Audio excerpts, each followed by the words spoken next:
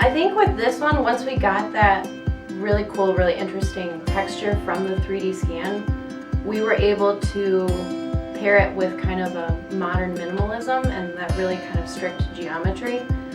So taking something that could be over the top and really natural and giving it these straight lines and kind of giving it some balance. One of my favorite things about this is that it can be used just about anywhere.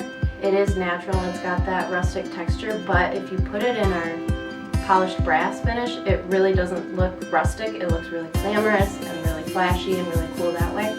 But in something like the vintage bronze, you get all those highlights and the really dark spots, and it really is a modern rustic piece. The design of this piece started from this legacy item that we have in our archive, and we brought it to KBIS as just kind of a show and tell, and we got good feedback on it.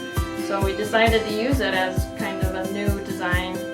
We just updated it slightly so it's a little bit lighter and not as thick and heavy, but it still has quite the statement.